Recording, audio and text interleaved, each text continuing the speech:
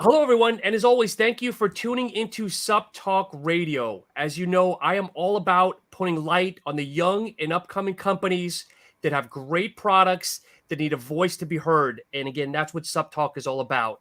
I'm glad to introduce Ivan as well as Josh from The One Nutrition. Gentlemen, welcome to the show. Hello, Sean. Hey, Sean. Thank you for having us. It's definitely been a pleasure. Let's start off a little bit, Josh. I'm friendlier with you, and Ivan. Hopefully, at the end, you and I will be very close friends. But Josh, what is your background exactly?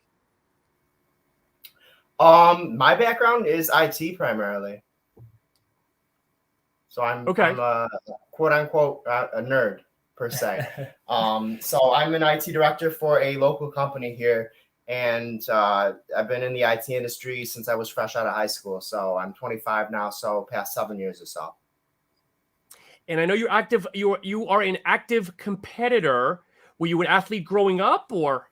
No, I was actually in terms of like where it stands, I was technically morbidly obese when I was a kid. Really? I was 5 foot tall, 186, 187, wearing larger size jeans than I wear now. Okay.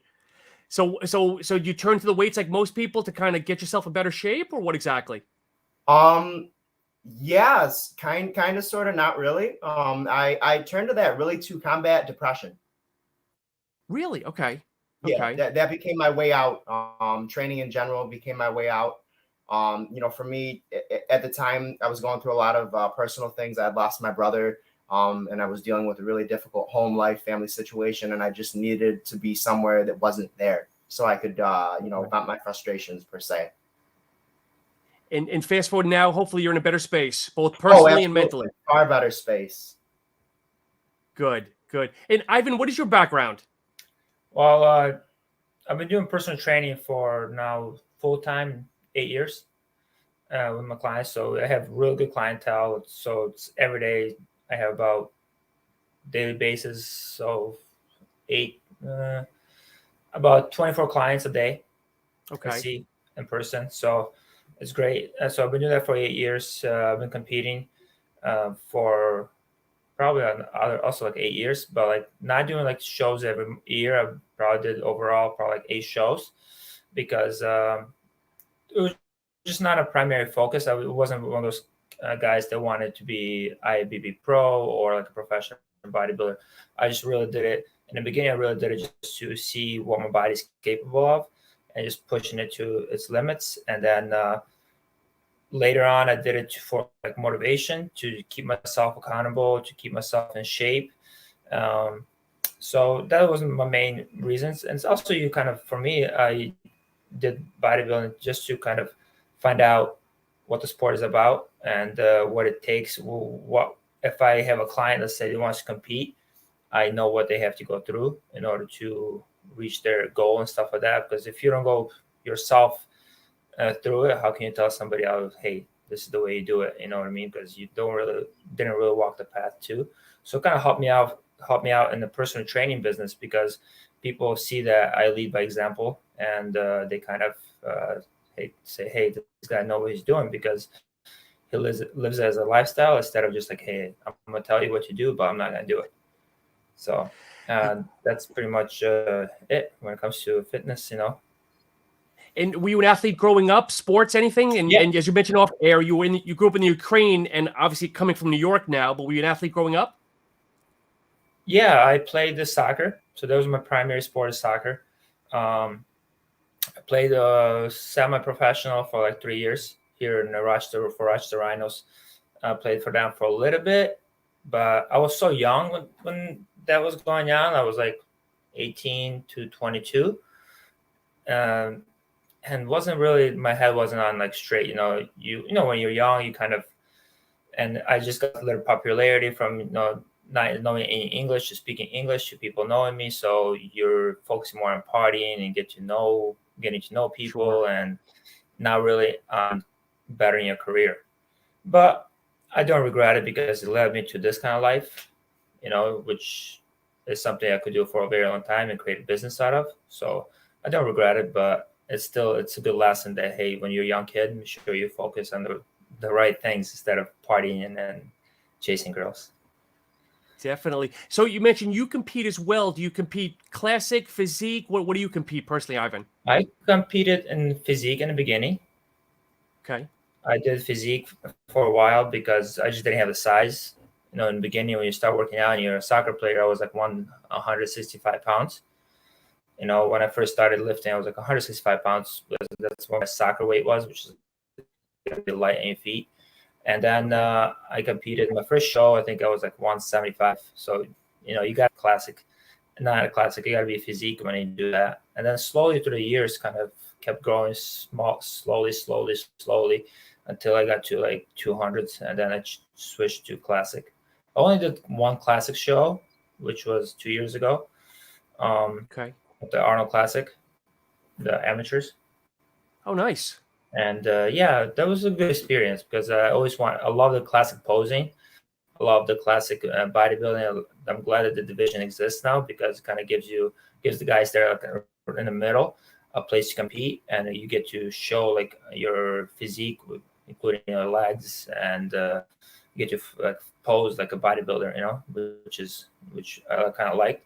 But again, you know, when you try to keep it, you know, as natural as possible, you compete in IAB or NPC, you're not gonna place well. But that was not my goal. As I said, I tried to win my pro card. I was trying to just compete for experience, which I had fun.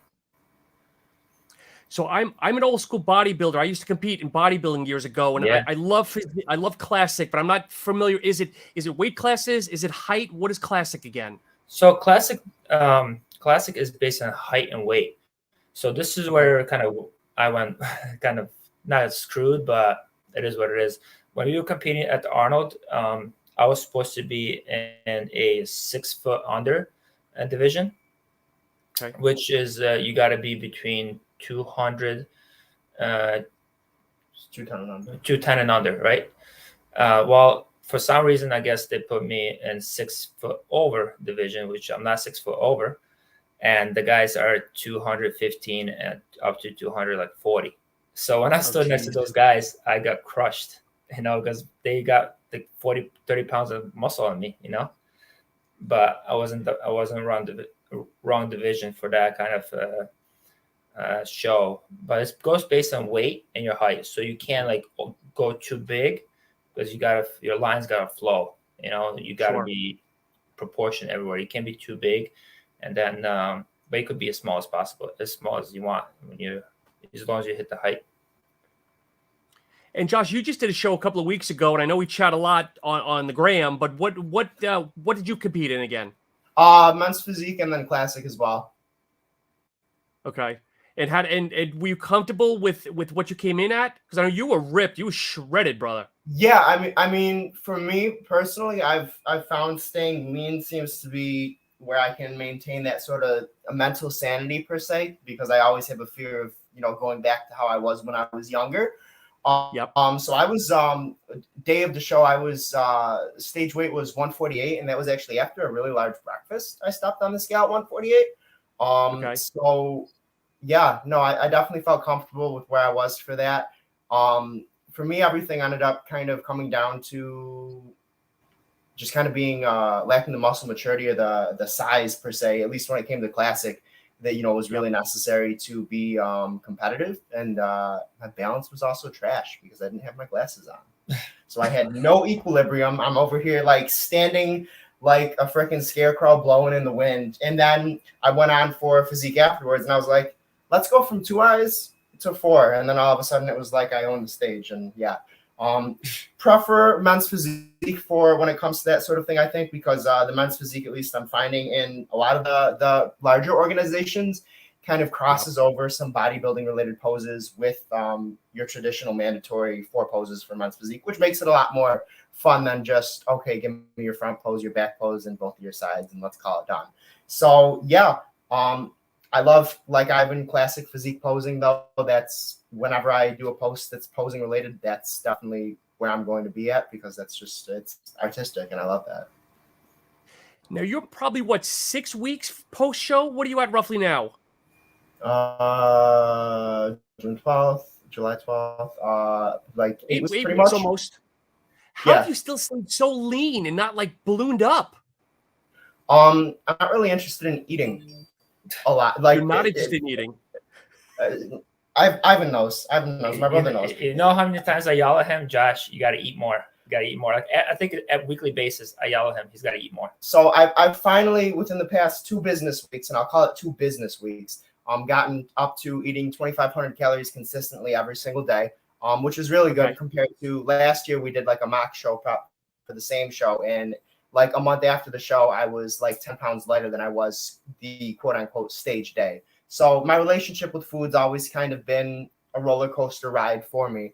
And that's kind of in part why I'm still so lean. Yeah. And on top of that, I don't like eating really high calorie dense foods. Gotcha. So I'll ask each one of you, I guess, Ivan, I'll ask you, do you follow a certain protocol of eating where it's, 40, 30, 30? Is there a certain, I don't say diet because I hate that word diet, but a protocol when you're eating? Yeah. So right now for me, I don't have a bodybuilding show in mind. My goal right now is to get as strong as possible without gaining weight. So I'm 220 right now, and I want to get strong again because I think as a personal trainer, I think people that try to always push that limit when it comes to strength end up injuries. So for me, I always been doing like you do a strength phase, then you do hypertrophy, strength phase, hypertrophy, strength phase, hypertrophy. So you keep your body healthy. So right now I'm going towards a little bit of strength phase. So my calories are right now are like 3,000 calories and 300 grams of protein, 300 grams of carbs, and about 67 grams of fat. Okay. And so maybe I usually 40, 40, 20, maybe 40, 40, 20, give or take. Yep. Okay. Yep. All right. I keep it very, very basic. And I just pretty much time my carbs, the 300 grams, around my training. So I train around 2 p.m. And then like my breakfast, I have no carbs because like I'm not going to train. So I keep my carbs pretty low. And then like about 11, I start to add my carbs, like 50 grams, and then pre-workout, like 80 grams, and post-workout, 80 grams, and they're 50 grams. So it's not like I'm doing like a little wave in order to keep my body fat as low as possible while getting the strength and the energy to build the strength in the gym. And it's been working pretty well. Like my overhead presses are going up. My bench is going back to where it used to be, but my body fat is staying low. I actually woke up this morning. I had a pretty big cheat meal last night. Yeah, last night. I don't call it cheat meal. I call it free meal because on the weekends, especially on Saturday, I do my macros. I kind of just eat pretty healthy, pretty much the same routine, and then dinner I kind of I'm flexible with it. I'll go out and I'll eat like a steak or a burger or have a couple slices of pizza, and I don't worry about it. But like this morning, I woke up here because obviously my body needed it and kind of soaked it up. Yeah. And Josh, what about you? Do you follow anything specific or?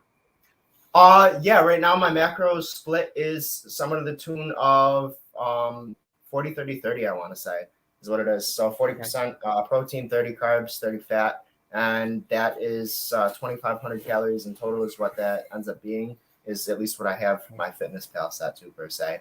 But my carb intake is kind of split evenly throughout the day. So I wake up usually at about midnight. And so that's when I start eating to get those calories in. So usually for what I call my first breakfast, it's pretty much carb free. And usually have like a vegetable in there. And that's pretty much it. But then around 6 o'clock in the morning, I usually start throwing in carbs, 30, 40 grams of carbs. And then I keep it consistent throughout the day for all my meals. What about cardio? We just naturally lean, Josh? Or I mean, now fast forward now, were you doing cardio or was your metabolism just going well as it is? Saturdays and Sundays. What was that? Saturdays and Sundays, I do cardio because I'm relatively stagnant compared to where I am throughout the work week. Because throughout the work week, I'm on my feet 10 times out of 10. I don't have a chair in my office at all. I have a bar stool in there that I've sat on maybe twice since I've owned it. So I usually walk somewhere in the tune of 7 to 9 miles a day, every single work day, Monday through Friday. Gotcha. And what about you, Ivan? You're not doing a show, but do you still subscribe to cardio? Not really. No cardio for me. So as I was saying, I'm eating 3,000 calories, but that is my calorie. I'm in a slight calorie deficit because I do like on the weekends to go a little bit over my calorie maintenance, because I want to go out and I want to have that free dinner. That's why I'm kind of like lowering my calories 5 days a week. And then 2 days a week, I'll go over maybe like 500, 600 calories over maintenance. So that's why my 3,000 calories are kind of like below maintenance. But I don't do cardio because most of the day is literally on my feet. I'm a personal trainer, but I'm not one of those personal trainers that sits there and just points directions. I'll get involved with the client. I'll check their form. I'm always walking back and forth in the gym because I train 2 clients per hour. So at the same session, so I'll fix their form and make sure they're doing proper set, and I'll jump $2. So I'm always at the gym walking back and forth. Like I counted one time, how many steps I take during the day just by training. It's 15,000 steps just by walking right every day at the gym. So for me, cardio is not necessary for body fat. But as you get older, I know I should start including like cardio just for your heart health and stuff like that. So but at the meantime, no cardio for me, because if I increase cardio, I'm going to have to increase food. And then when you start increasing food, it takes a lot of time out of your clients, out of your business to eat it. So I'm trying to kind of be as keeping it as a lifestyle as long as possible until maybe I decide to do a show. So now let's get to the $1 million question. How did you two guys meet? That's a story. Please. All right. So Josh, we used to work out at the same gym. Josh was younger. I was younger too. And when you're younger, you don't have as much patience. So Josh was doing deadlifts and slamming the bar down. Proper form. You're supposed to set the bar down on the ground, and it's a little loud when it's heavy. Well, you're not supposed to slam it down. You're supposed to control it down. Anyways, he kept slamming it, and the gym kept echoing. I don't know. I had a bad day that day, and you got a headache. You got a migraine. Yeah, I had a migraine, and I told him a couple of swear words to stop slamming the bar down. And after that, that's kind of and maybe like 2 weeks after, he asked me if I could give him some personal training tips. Yeah, I don't know why he approached me after that. So then he became a client, and then after that, we kind of just hit it off. Then we trained together, and then we became real good friends. But yeah, it's kind of weird. So Josh, after Ivan, I'll say, scolded you, you didn't give him some choice words? No, I'm very much a pacifist in nature. Yeah. Very non-aggressive. So I really kind of just listened, and that was more or less it, quite frankly. 18 at the time. So I was just like, okay, this big guy at the gym said chill out, so we're gonna chill out. So let's be honest though, and it's always an ethics question for me, Josh. Is obviously you're 18 years old, but come on, you didn't walk off to the side like mumbling to yourself, who the F is this guy? No, because I had been training at that gym for quite some time, so I knew exactly who he was. He was someone. Him, his wife, his brother, and his brother's wife. They were always training in what I always described as an entourage. It would be like around 3 p.m. I'd get out of high school, go over to PW Fitness, the gym we trained at, and they pretty much owned the place. And that was something I really looked up to, because they didn't care what other people thought, not in a cocky sense, but in the sense that, hey, we're here for a reason. We're here to do a job, train, better ourselves, so on and so forth. So we're going to do what we need to do, whether people think or not. And that was something I really loved. I loved seeing that. And so, like Ivan said, it kind of just blew up from there. I DM'd him a few weeks later on Facebook. Hey, look, can we do some personal training together? And we started doing that 3 days a week. Met some really cool people through there. Followed him when we had to change gyms to World Gym. And then after the COVID-19 quarantine thing, we did the Arnold, or he did the Arnold. I went there with him and Karen, one of our good friends, and at that point we became family, and he's like my brother to me now. Yeah. His son Lucas is like my nephew.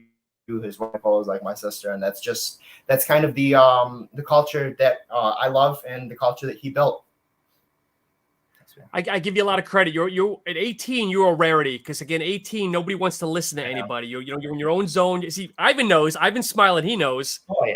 But sure. I give you credit, my friend. That's why I like Josh a lot, because he's a rare kid. Like you don't find another Josh like him, because he's just he's special. So that's why I respect him a lot. He's young, but he's so much maturity wise, so much ahead of everybody else. So now let's talk about the brand. I mean, the $1 million thing here. You guys launched the Hyphen Nutrition. How did that come about? All right, so I always want to have my own supplement line, and you know how you have those doubts in your mind. What if I start, it's gonna fail? This, that. You always doubt yourself because you never done it. You never walked the path. You listen how people say how hard it is to run that business, and it is hard, but it just requires work. Doesn't mean it's impossible. But I after the Arnold, and that was in the back of my mind. I went to vacation, and then on vacation, I said, you know what? When I get home, I'm going to pull the trigger. I had the research already done. I knew the manufacturers I wanted to use. I knew credible manufacturers. And because I used to work for other supplement companies. Okay. I used to work for Muscle Tech. I used to work for ProLab, MRI Performance. Who else? ProLabs. What's this? MHP. That's an old name that not a lot of people will hear. ProLab is an old name that not a lot of people hear nowadays. That was my first supplement line that kind of signed me as their athlete. So I used to work for them for a while. So I kind of knew the people in the industry, and I knew who to ask questions, because when I left those people, I kind of left on the good terms. I didn't burn bridges. So I knew hey, if I could maybe email them, and will I get some kind of response from them? And surprisingly, some of the people responded really, really well. And they're like, hey, listen, this is who we use. Try this is who we used to use. This is who we use now. If you're beginning starting your supplement line, use these people because they charge you a little bit more, but you don't have to get as much bulk, of a product, which you don't want in the beginning. So I did the research prior to going on vacation. Then when I came back, the whole COVID thing happened. The whole country shut down. Yep. So I was like, oh, wow, this is not fun. So I didn't have my gym shut down. I didn't have clients, and I wanted to keep myself busy. So I said, no, well, this is the perfect time. I'm at home right now, so let's start this. Let's start this company. So I contacted the company. I had the formula already pre-planned what I wanted to use for a pre-workout. That's when I started off with. It was a pre-workout, and the formula. It took a while to get it right. The flavor, the ingredients. Some ingredients we had to take out because it kept on giving me a real bitter taste for the supplements. So we had to remove some of the ingredients and replace with something else. But at the end of the day, it was September. So we started March, September. We got our first product out. It was around my birthday. I remember. That's where it started. We started with the first pre-workout was peach rings. I remember the label wasn't great because there's design. There was, this is my second language, so there's some misspelling there going on and stuff like that. But by the time it's set, that's why I said after the first product, hey, Josh, do you want to be part of the company? Because you're a smart kid, you know how to write things really, really well. You can see through his posts. I need somebody like you on my side, and then he came along and became part of the company. Now that first one you launched had 500 milligrams of caffeine, right? If I remember that, because I remember the Review Brothers, was there an initial rendition that hit the market? Just the way we split up the scoop ingredients, the scoop size was we wanted to use 3 different scoops.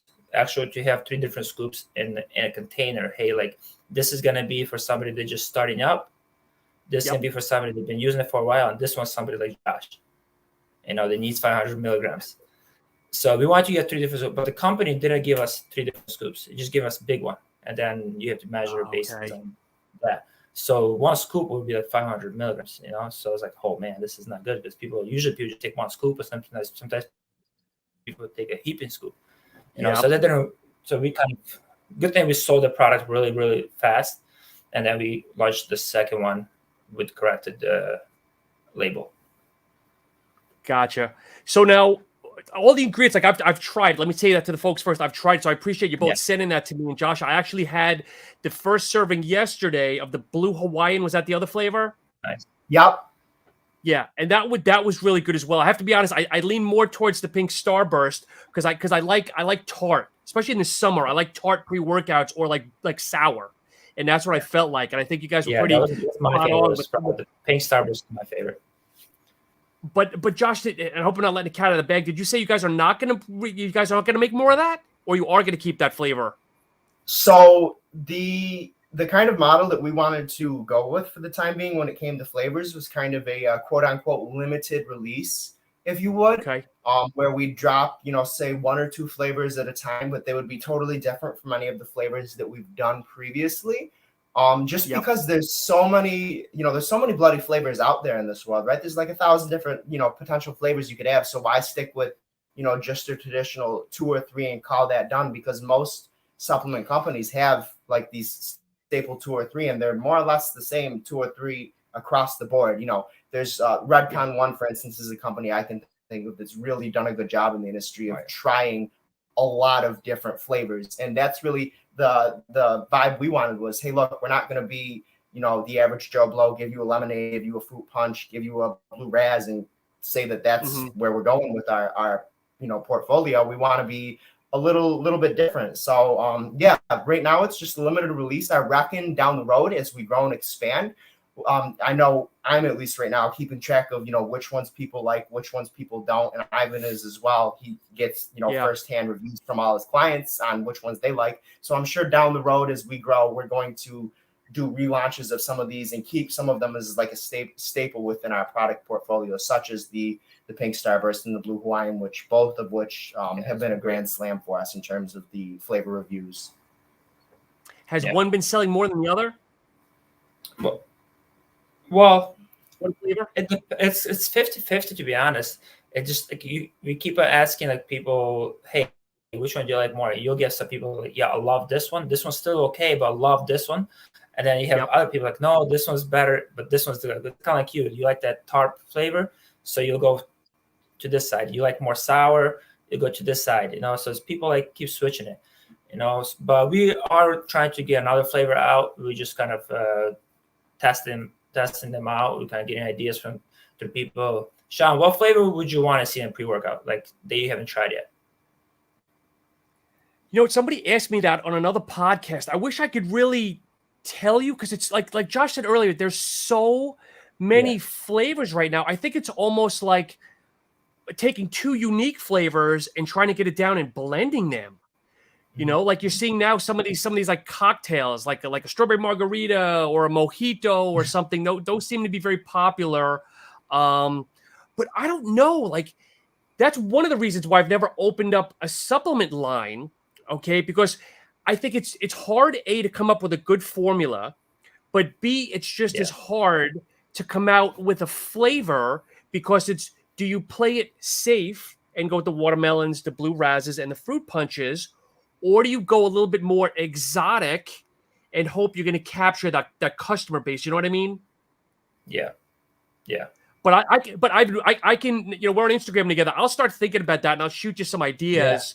But just, sure. I've been using supplements for 20 years. And obviously over the last 5 years, they've gotten more exotic and more cool looking. Yeah. But that's a great question. I wish I could give you an answer. I'd love to see X, but I'm a lemonade guy. So maybe something of a different spin on lemonade, like maybe, I don't know, and maybe an acai lemonade or something. I don't know. Nicole and my wife was saying the same thing, like acai lemonade, because people love those bowls. So we can do that. Yeah. So with the formula, because again, I'm just going to rattle off here. So you've got 6,000 milligrams of L-citrulline, which I love. You're using pure citrulline. You've got the beta alanine at 2,500 milligrams, taurine at 2,000. You've got DMAE, caffeine at 400. So let me stop there. Do you think at 400, is that hurting your sales at all? Like for people that are maybe more caffeine sensitive, or are people half scooping this as some people should? So if you want people to caffeine sensitive, 400 milligrams is a lot. So if you buy, let's say, 30 serving product and you use half a scoop, you got 60 serving per product. Yeah. You know what I mean? So it's like, it's more beneficial. I'd rather give people more than less, you know? Yeah. Instead of giving people, hey, I'm going to put in 200 milligrams, so you have to take 2 scoops. I'd rather have somebody take half a scoop so their product, they're actually getting the money's worth for the supplements they're paying. You know, how many times have you bought pre-workout and you had to use 2 scoops in order to feel anything? You know, that's very, like when I first started, you know, I used to work for like a couple. I used to take like 2 scoops in order to feel anything or get any effects, because it only has like 100 milligrams of caffeine in it. You know, and after working, you know, 12 hours at work, 200 milligrams is not gonna cut it for you to get in the gym. So I really put more than less. Do you feel, Josh, as a society, as supplement users, that our caffeine is getting too high?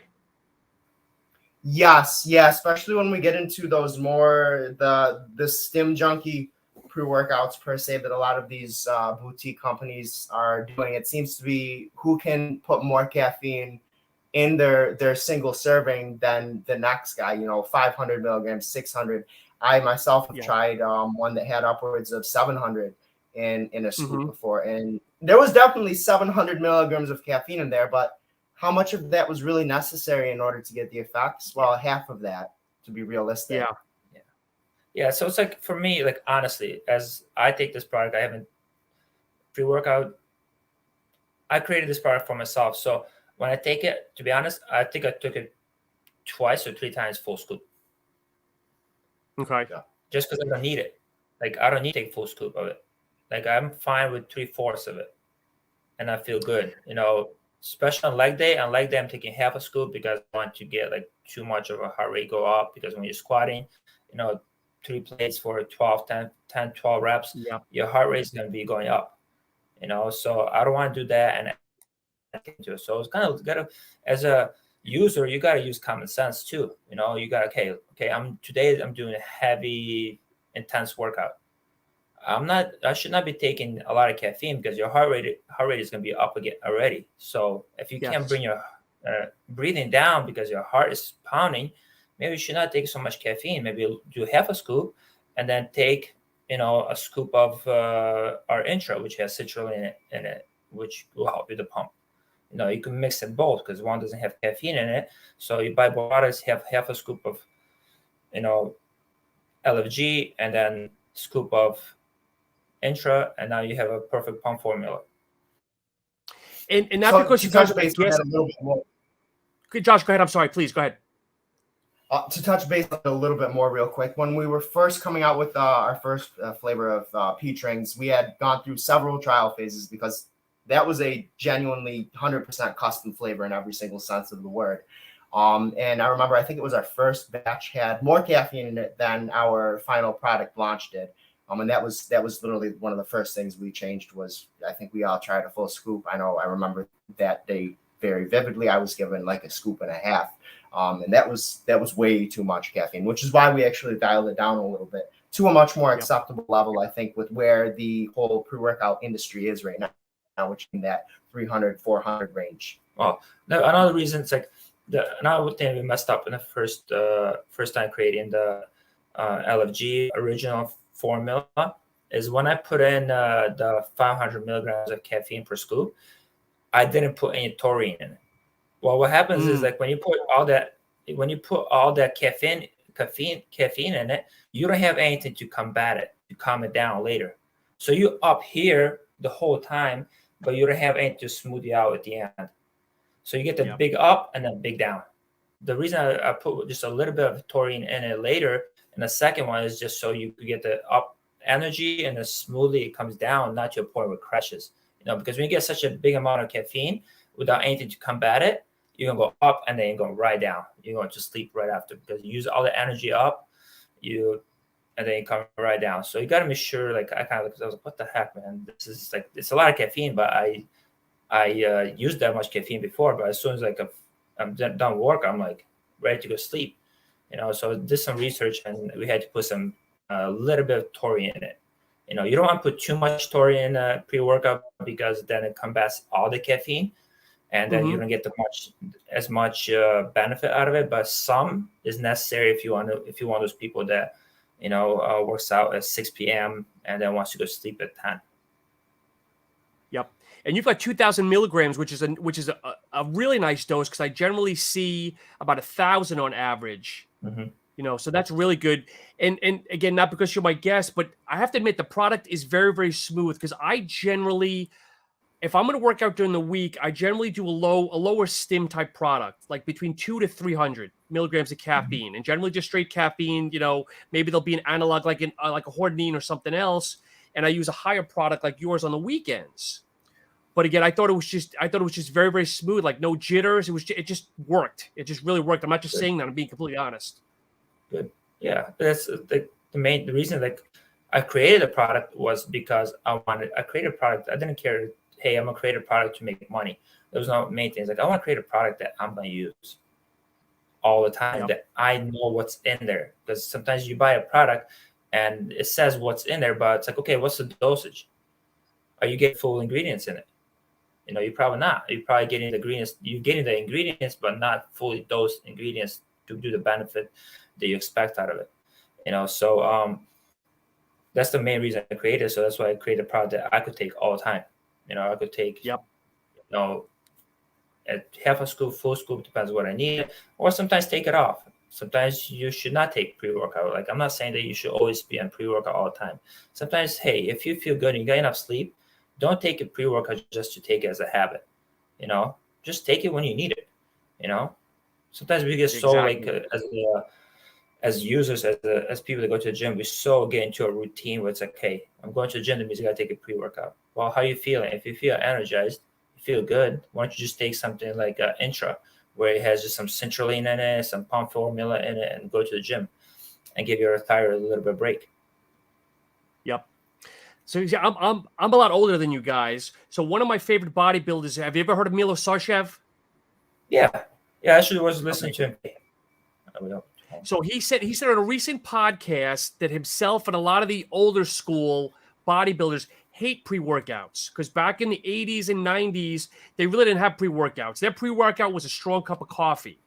And he was saying that he feels that today's generation, we put too much into the pre-workout and like not enough just really giving that drive and that energy in the gym. I'm not knocking your product by any means, but to a point, I think sometimes people do, like you're saying almost, is if you have a good 8 hours of sleep, you wake up, you feel good.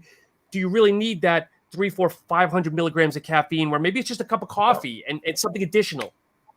Exactly. That's the thing. It's like, hey, if you use pre-workout, a supplement, it's a supplement. Like any supplement, that's what it's for. Just supplement something that's missing. If you're missing some sleep, if you had a long day of work, take it. But don't depend on it. Don't become like, hey, well, I'm not going to sleep tonight because I'm going to take a pre-workout and go to the gym. No, still make sure you get enough sleep and then take pre-workout if you need it. Take, take whey protein when you're missing some protein in diet, but try to get it through food. That's the thing about supplements. Supplements are used to supplement you, to help you, but don't be dependent on them. Yes. So then fast forward, then you come out with a great Intra, okay? And I tried that as well, which again, I appreciate. So I don't know if anybody else has said this to you, it's grape, but I taste a little bit like it almost tastes like Welch's grape juice because there's that little bit, for me, it's a little bit of tartness on the back end that makes Welch's grape juice what it is. I don't know if you've heard that or if you've thought about that. No, I've never heard of that. Maybe because people don't really like have the great palates as you do, but I don't know. Mine's not that good, believe me. But we try to kind of emulate like a grape. What do you call it? The mixed thing they use, like a Kool-Aid. Like a Kool-Aid. We try to make a Kool-Aid flavor, but it's kind of hard to get the flavor on point when you got so many ingredients in there, you know. So we're happy with the flavor of Intra based on what we give them as ingredients, because sometimes when you put so many fully dosed ingredients in there, it's hard to make the taste really well because there's so much product in there, so dense. As you saw, the scoop is as big as a whey protein scoop. 27 gram scoop. 27 group scoops. So it's hard to, unless you want to put so much flavor into it, then it gives you stomach pains later because of the fake sugar, you know. So we had to kind of sacrifice some of it, but I think flavor is pretty good when it comes to being Intra. I tell people, if you're taking an Intra product or BCA or EAA and it tastes amazing, it's probably a cheap product. I have to admit that the one thing too is you've got the EAAs in here, and they're well dosed between 500 and 250. Because I see so many companies nowadays, they promote their Intra EAAs, and it's 25 milligrams of threonine or 50 milligrams of lysine, whatever it is, and it's like, okay, yeah, it's an EAA, but let's be honest here, it's very low dosed, and you guys have solid dosages. Yeah, like that's one thing I'm really proud of, is that the cost to make the product is not that important, because we put in quality ingredients and fully dosed. Like you sometimes, if somebody that doesn't go to the gym often, just starting up, they look at an EAA product. Well, it says it has EAA on it, so they buy it. It maybe costs them $10 less. But what's the dosages in it? The dosage is the really important part, you know, because you might get the same ingredients in there, but if they're underdosed, they're not doing much for you, you know. You're just spending your money. Or you're gonna have to take 3-4 scoops in order to get the full dose that you spend money on our product or some product like that. You know, so that's the one thing I always said, Josh, like no matter what, if we make even less money, or if the business moves a little slower because we're not getting as much profit return, I'd rather have somebody not rip people off, because we get fully dosed products to people, not half dose, not just kind of like, hey, let's make a $4 product and sell it for $25. No, let's make maybe $25 product, you know. Here's a question for you, Ivan, and I don't know, I'm not a scientific guy, but I don't know if you can answer this or not. So you've got other good products in here, like you've got the Glycer Pump and you got the Pico 2. Okay. Would you recommend somebody start maybe drinking this like 15, 20 minutes before they start working out, so it gets into your system? Because the way I look at it is, if you start drinking this during your workout, okay, you might not get full absorption because the blood's everywhere else in the body. But I think you know where I'm going with this. Yeah, so I recommend people take a half a scoop, probably as soon as like maybe they warm up, take a half a scoop and you start drinking that. Okay, and then another half a scoop, because it's a big scoop, so an 8 ounces of water, you're getting a lot of liquid, you know. And then another half a scoop, I would recommend taking because of the EAAs, because of the recovery. You know, you want to get the pump and the recovery. And the more blood you could keep in the muscle, the more nutrition is going to go into the muscle. So people don't. So you want to keep as much blood in a specific muscle later too, because when you get home and you're taking your full dose protein, you know, you're eating a meal, most nutrition is going to go where the blood is. So that's why it's still important for you to, you know, have the EAs, have the pump in the muscle after you know, done with your workout. So is this going to be a limited run flavor as well? Is that going to be the theme of like all the products? Yeah. Yep. Then come up with a different flavor. Gotcha. But we ordered a lot more. We ordered a lot more Intra, so there's going to be enough Intra for a while before we come up with. So there's going to be 2 flavors for a little bit once we come up with a different flavor. So what's the next steps for you guys? Is there another category you want to do? Or do you want to focus right now strictly on the Intra and the pre? Like what's maybe the next 6 months? So we're now actually in process of making a fat burner. Oh, nice. Yep. Yep. So the same thing, like we described earlier, that we want to be a little bit different, as in like, hey, we're not gonna give you a fat burner and call it, hey, this is gonna burn fat without diet. As you know, you did bodybuilding, that the only way to burn fat is calorie deficit. You know, you could take it no matter what. You could take pills that say, hey, it's gonna burn fat, and sit in the couch, you're not gonna burn as much fat. You know, so the main reason why do people gain weight? Because they eat too much, right? So our next goal, our next product that we're making is to be a fat burner, but it's not be controlled on like actually being like a high stim, you know, fat burner or thermogenic. It's gonna have some thermogenics in it, but the main focus we want to focus is appetite control. Got it. So people that don't even go to the gym could take it. Somebody that's overweight and wants to walk around the block, but has really hard time stopping eating at the serving amount, or has cravings in the middle of the day. We focus on getting the ingredients in there that will prevent them from, you know, overeating, that will prevent them from craving certain foods, that will prevent them from consuming calories that they should not, you know, and that will lead to fat loss, and that will actually lead to sustainable fat loss. Will this be a powder or a pill? What are you thinking? No, this will be a pill form. And I know the supply chain for manufacturing is just so upside down right now, because I'm hearing, you know, other friends in the industry like yourself, 16 weeks, 20 weeks for the ingredients, can't find lids, can't find bottles. In a real world, when do you think you'd like to launch that? So the labeling went pretty smooth, smoother than the pre-workouts.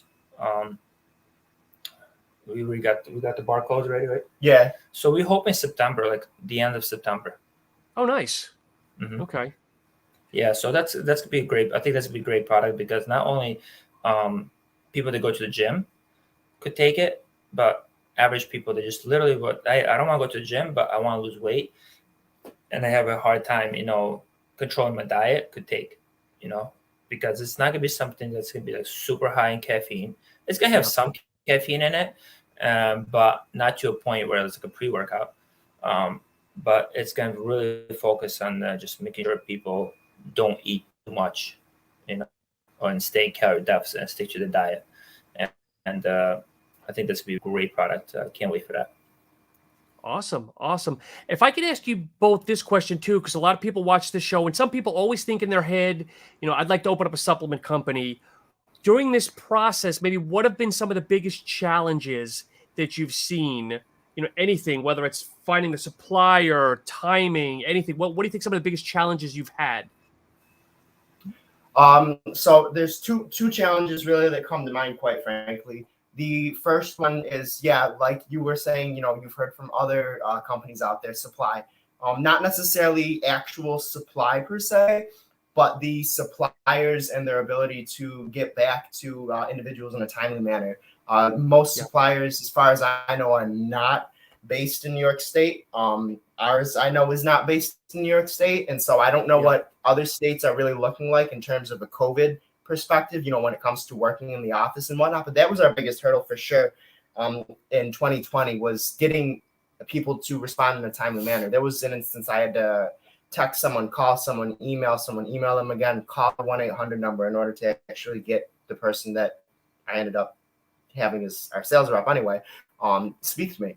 But aside from that, I think another big thing, and this is a big thing that I think anyone starting off in this industry should be aware of, is that when it comes to quote unquote advertising, pseudo advertising, let's call it, on social media game is very different.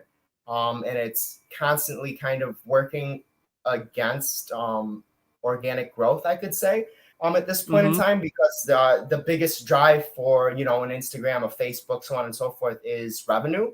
And, you know, if you don't have the money to throw at advertising, you know, running these posts constantly throughout the day when you're scrolling through your feed that you see, you know, this company, that company, the One Nutrition, for instance, there, it becomes a little bit hard to kind of reach your target demographic, because it's no longer the way it was, say, like 6 years ago or so when Instagram started.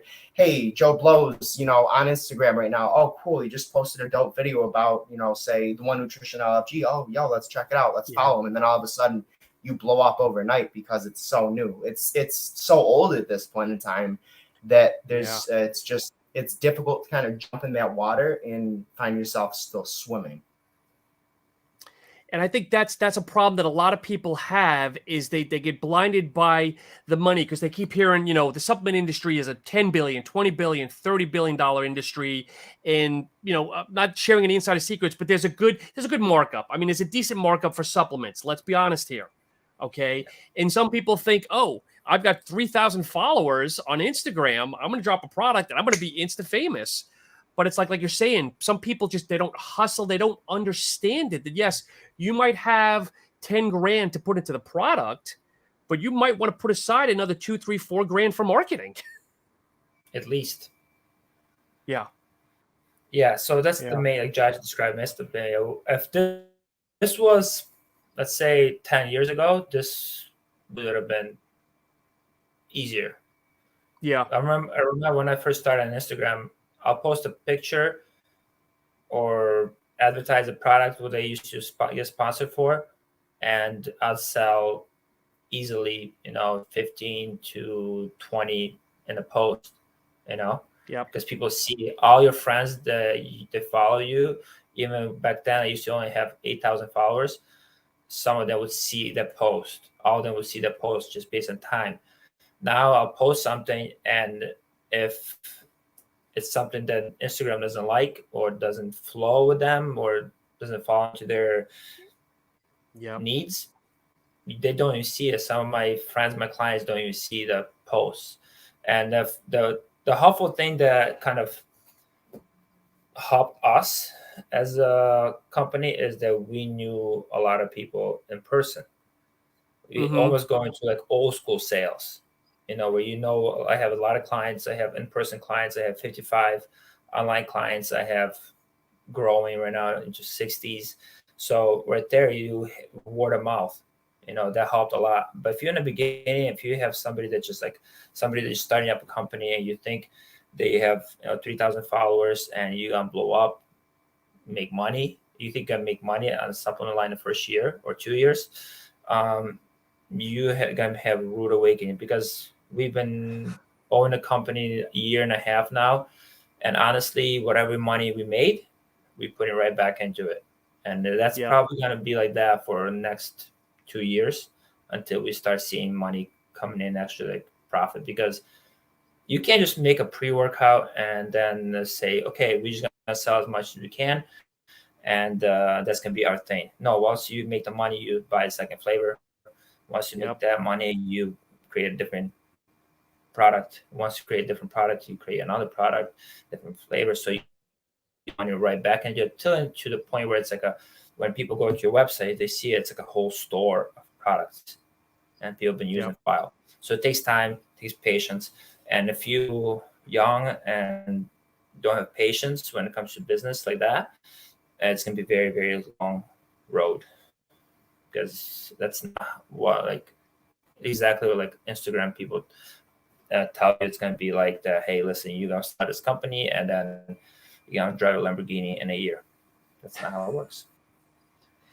And also the competition's a lot bigger as well, because 2000s, I mean, you had Sperry and VPX and BSN, and I'm sure there's other ones I'm missing. Those were the big boys. Yeah.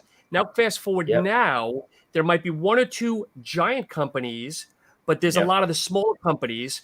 And it's sad, because I don't know how it is with you, but I go on Instagram and I must get, at least in a day, 100 different new companies opening up. Let's say 100, throw a random number. 95 of them are probably crap, either a prop blend, or I ask them a question on, well, why did you use this? They don't know how to answer it. But as a society, I think supplement users are getting smarter, but I still think there's a up generation coming up that still doesn't know the difference between a quality product like yourself and somebody else that might have a prop blend or beta alanines at 1,000, and they're thinking, well, hey, that's a great dose. You know what I mean? Yeah. I don't think people don't understand is that not a lot of it, but some of the biggest company that I know, are not even manufactured in the United States. Some of know. the products are Alibaba bought products. So they buy it through a wholesale, as in like thousands of products for maybe $1 a container, $2 a container from China. They bring it in here, they slam a label on the thing, and then the brand is, you can't tell, it just says it has this much stimulants, this much, and pump formula, but they didn't tell you the dosage of it.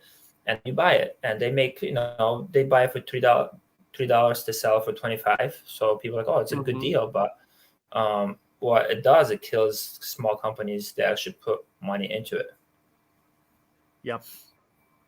Well, gents, I've really enjoyed the conversation. It's been an absolute pleasure. Again, Josh, I feel like I've known you for years, and Ivan, I know we just met, but it's been a pleasure. Is there anything else that we haven't discussed that maybe you want to let the listeners know about? No, just want to let the listeners, hey guys, if you into supplements, as we described before, use the supplements as a supplement. Don't depend on it. Make sure your diet is on point. That's another thing people need to understand, is that nothing's gonna correct your diet. Make sure you train hard. If you're gonna use a pre-workout, don't go in the gym and waste your pre-workout. Go in there and really with a purpose to make that progress. And then when you get out of the gym, if you don't want to waste a supplement, make sure your nutrition is on point. Take care of your diet, take care of your training, and then supplement that around. And then you see amazing progress. And then once you see amazing progress, that's when you gotta start believing that, whatever you're taking works. But if your nutrition is not on point and you just depend on a supplement, you're not gonna see a lot of progress. It doesn't matter what kind of supplement you take. The main thing you gotta focus the hard work, and that is gym and following diet. And just make sure when you take a product or buy a product, you focus on reading the label and knowing that you're actually spending money on the right ingredients, and the fully dosed ingredients, not something that's very, very cheaply made. So pay attention to those things, because it's your money. It's not easy to make and save $40 and then spend it and then not get what you want out of it. So make sure you investing right in the supplements. Exactly. Josh, anything closing for you, my friend? Yeah. If anyone is interested in a killer pre-workout with some incredible flavors, or literally the best intra-workout formula that you will ever have, hop on the one-nutrition.com and use discount code Supptalk. That's SUPPTALK, and you'll save 15% off your order. Thank you. Yeah. Josh, you stole my line, but thank you, sir. Where can people follow you both on Instagram and social media? Yeah, definitely. So you can follow us on our main page, The One Nutrition, at @1_nutrition. You can follow Ivan at Ivan Fitness, all one word, IVANS, the word fitness. And then you can follow myself at Joshua Karuba. Yep. If you have any questions and you come from the show and you've got to know us to the show and then ask questions about nutrition training, when to put the supplements into routine, feel free to message us, ask us questions. We're here to help you. We really care about your progress, because as a coach, as a trainer, there's nothing better than seeing somebody progress. The money that comes after it, that's the second thing. That's just like a cherry on top. But the main thing is seeing the transformations by either using our product or just using our help. So feel free to message us, and we'd be happy to help you guys. Yeah, definitely. Whether you go on our website, buy our product or not, please take advantage of us, here on social media, The One Nutrition, our actual personal pages, because we are, like Ivan said, at the end of the day, we're really just here to better society as a whole when it comes to training, when it comes to fitness, personal health, mental health, all of that. That is really our number one goal, is just to better people's lives in any way that we can. And I'll end on this, folks, for people that are actually listening to the show on iTunes and Stitcher and everything else. If you're able to, please leave us a great review, but definitely follow both Ivan and Josh. The running joke amongst a lot of my peers is there's a lot of great supplement companies, but the owners, the whole question is, do you lift, bro? And I have to say, look at both Josh and Ivan's pages. You can see that they are owners that lift, they compete, and they stand behind the brand.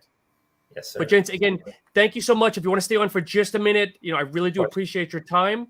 And for everybody listening, make sure you follow me on Instagram, Supptalk_radio, and then our website, supplementdiscountcodes.net. Thank you so much, folks, and take care. Josh and Ivan, thank you. Thank you. Thank you, Sean.